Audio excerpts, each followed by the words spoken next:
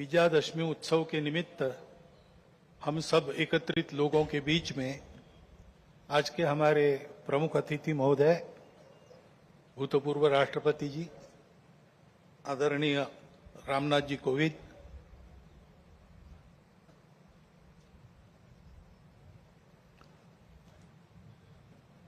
विदर्भ प्रांत के माननीय संघ चालक जी, माननीय सहसंघ चालक जी, नागपुर महानगर के संघ चालक जी, उपस्थित अन्य अधिकारी वर्ग, परम श्रद्धेय संतवृंद, आत्मीय स्वयंसेवक बंधु, नागरिक सज्जन एवं माता भगिनी,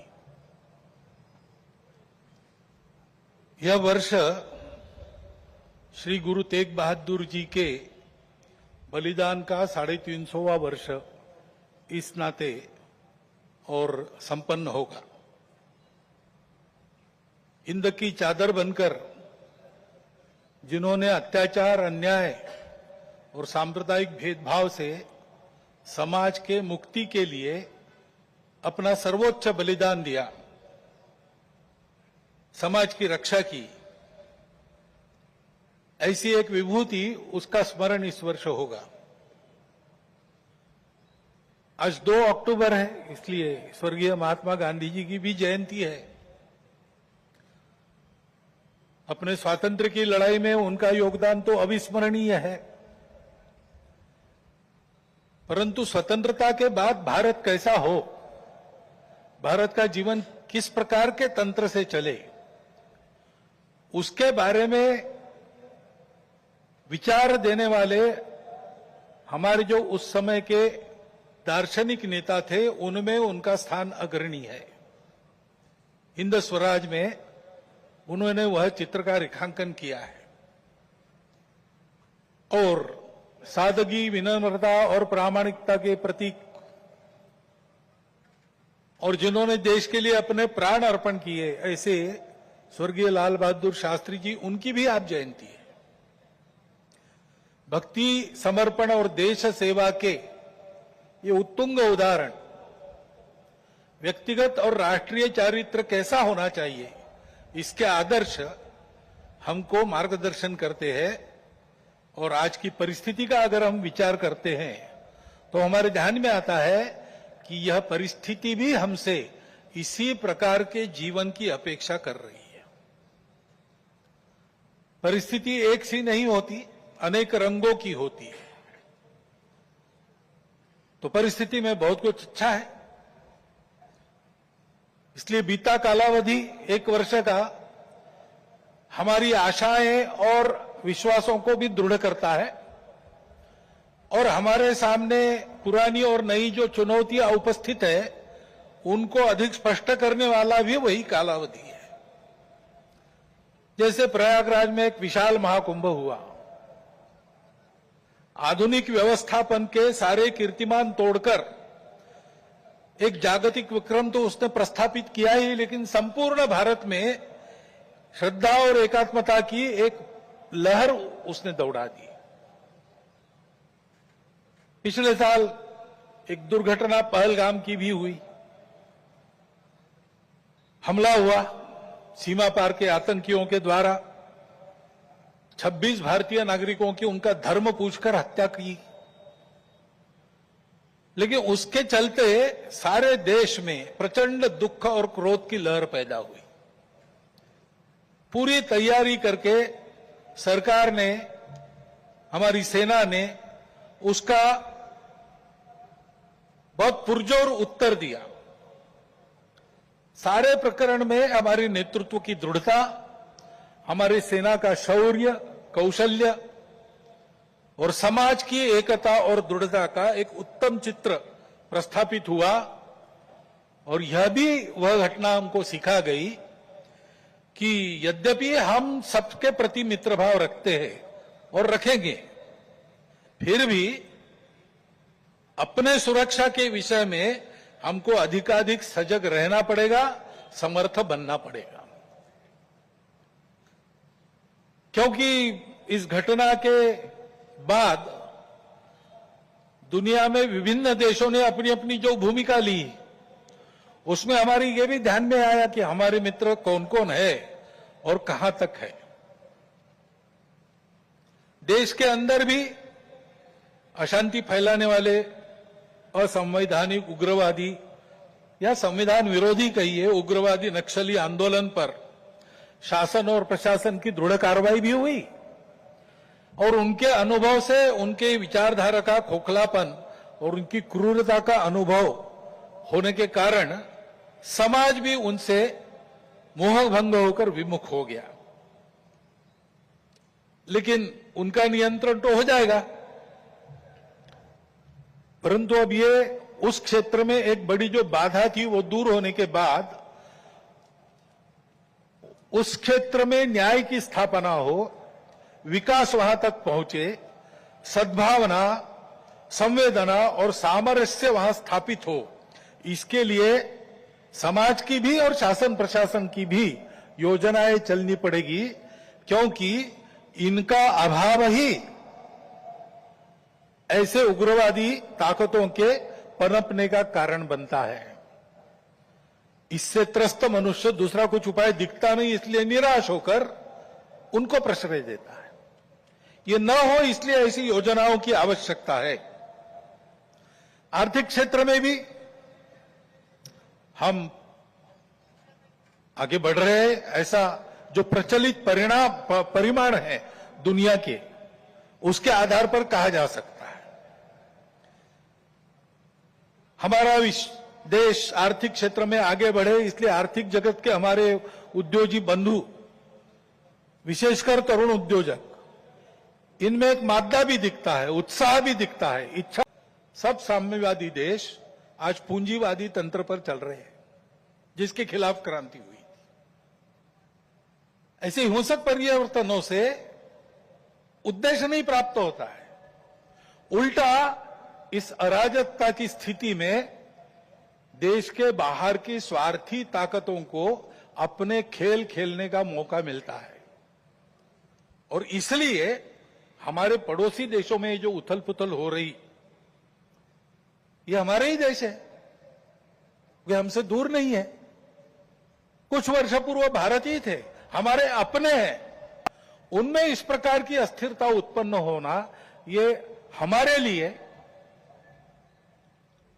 हम केवल उनके पड़ोसी है इसलिए नहीं, वो सब हमारे अपने देश है, इसलिए चिंता का विषय है।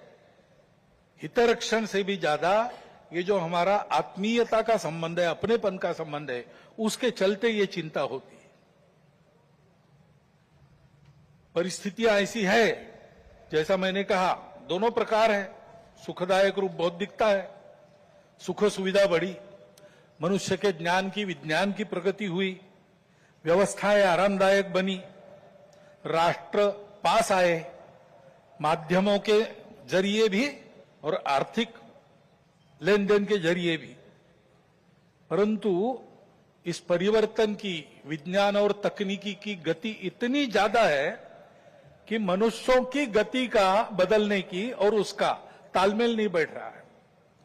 इसलिए भी मनुष्य जीवन में कई प्रकार की समस्याएं, युद्ध, अन्य छोटे बड़े कलह, ये तो सब चल ही रहे। प्रकृति के उग्र प्रकोप को हम अनुभव कर रहे हैं, लेकिन परिवारों में भी टूटन आ रही है।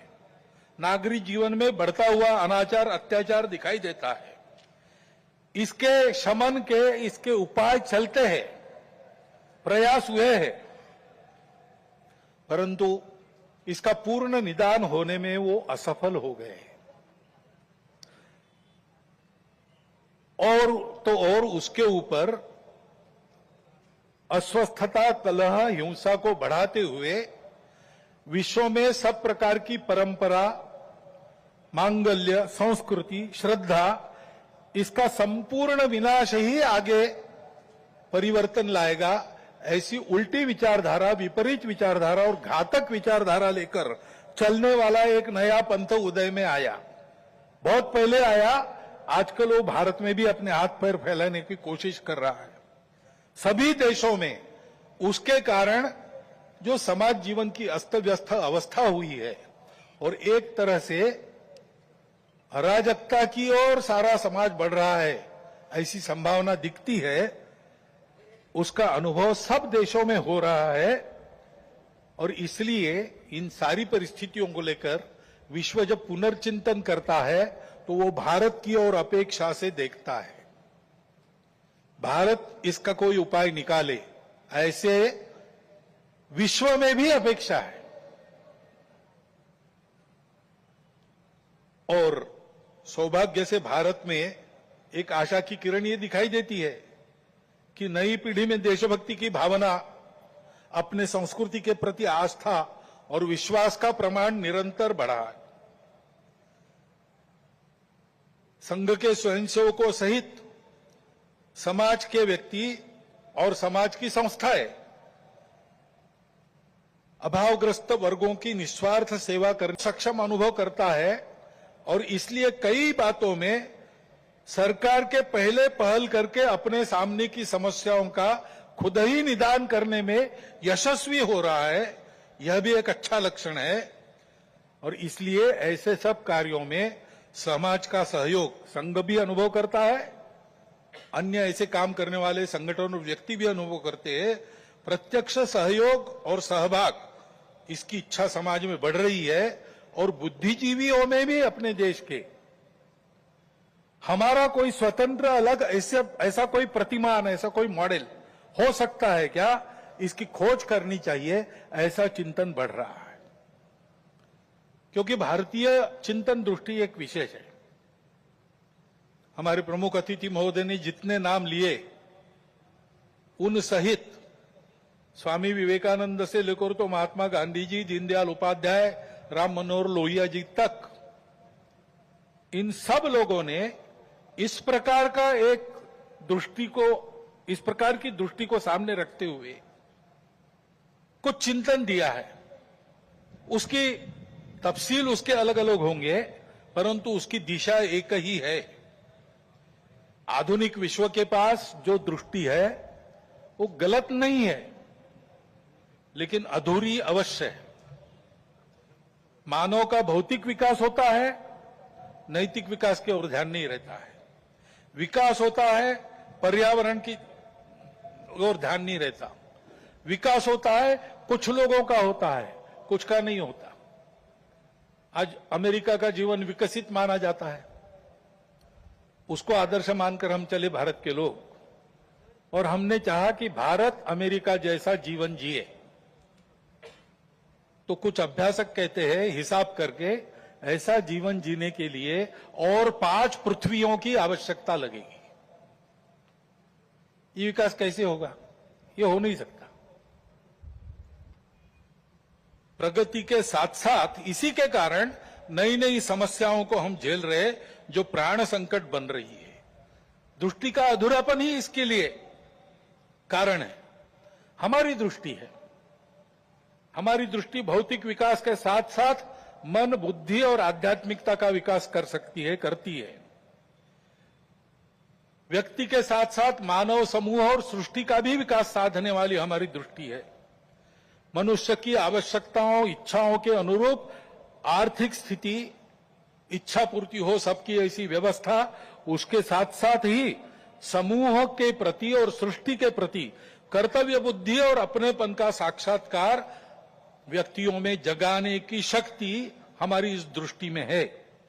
सहस्रों वर्षों तक विश्व में इस दृष्टि के आधार पर हमने एक सुंदर, समृद्ध, शांतिपूर्ण, परस्पर संबंधों को पहचानने वाला और मनुष्य और सृष्टि का, मनुष्य और समूह का सहयोगी जीवन ऐसे प्रस्थापित किया था। आज विश्व के आवश्यकताओं की पूर्ति करते हुए उनकी समस्याओं का निराश करने का शाश्वत निदान देने वाली एक नई रचना को विश्व आवश्यक मान रहा है, भारत से अपेक्षा कर रहे हैं, और नियति शायद यही कार्य हम भारतवासियों से चाहती है कि हम अपने उदाहरण से विश्व को एक नया ऐसा रास्ता दें। संघ 100 साल से ये सारा चिंतन, इन सब महापुरुषों का चिंतन लेकर, संघ का चिंतन नया नहीं है, वो अपनी दृष्टि के आधार पर अपने यहां परंपरा से चलने वाला आज तक आया हुआ यहां तक चिंतन है। उस चिंतन को लेकर संघ 100 साल से काम कर रहा है। समाज जीवन के विभिन्न आयामों में, संगठनों में, संस्थाओं में, स्थानीय स्तर पर भी व्यक्तिगत पहल से भी स्वयंसेवक सक्रिय है। समाज जीवन में सक्रिय ऐसे अनेक सज्जनों के साथ भी सहयोग और संवाद स्वयंसेवकों का चलते रहता है। इन सब का जो संकलित अनुभव है उसके आधार पर संघ का कुछ चिंतन है। वो चिंतन आज के कार्यक्रम में आपके सामने रखना ये मेरे भाषण का प्रमुख उद्देश्य है। पहली बात है कि विश्व की व्यवस्था में परिवर्तन तो आवश्यक है, विनाश टालना है तो अनिवार्य है, परंतु हम एक विपरीत व्यवस्था में इतने आगे बढ़ गए, सारी दुनिया आगे चली गई, हम भी आगे चले गए। अब एकदम अगर पीछे मुड़ेंगे तो गाड़ी उलट जाएगी। इसलिए इस गति से आगे बढ़ते बढ़ते हुए धीरे धीरे छोटे छोटे कदमों से हमको मुड़ना पड़ेगा, एक लंबा मोड़ लेके पीछे आना पड़ेगा। देशकाल परिस्थिति का ध्यान रखते हुए हम अपनी समग्र और एकात्म दृष्टि के आधार पर अपना स्वयं का विकास पथ बनाकर विश्व के सामने एक यशस्वी उदाहरण रखेंगे, तब इस व्यवस्था का परिवर्तन प्रारंभ होगा। अर्थ और काम के पीछे अंधी होकर भाग रही दुनिया को धर्म की दृष्टि देनी पड़ेगी। वो धर्म पूजा नहीं है, वर्शिप्स नहीं है, वो धर्म खान पान रीति रिवाज नहीं है, वो धर्म इसके परे सबको जोड़ने वाला, सबको उन्नत करने वाला, सबको साथ लेकर चलने वाला, प्रजा की सृष्टि की धारणा करने वाला धर्म है। उस धर्म का मार्ग हमको अपने उदाहरण से विश्व को देना पड़ेगा। भारतवर्ष को ऐसा होना ही पड़ेगा, ऐसे संघ मानता है 100 साल के अनुभव के बाद। अब संपूर्ण देश को ऐसा खड़ा करना है, लेकिन व्यवस्था है उसको नहीं बना सकती। व्यवस्था बनाने वाला मनुष्य होता है, समाज होता है, वो जैसा है वैसी व्यवस्था बनाएगा। कहते हैं प्रजातंत्र में अंग्रेजी में एक वाक्य, people get the government they deserve. तो ये नहीं है कि सारा कुछ जिम्मा उन पर है, उनकी समीक्षा करके स्तुति या उनकी निंदा हम करते रहे, ऐसा नहीं होता है। जैसा समाज है वैसी व्यवस्थाएं चलेगी, और इसलिए समाज के आचरण में परिवर्तन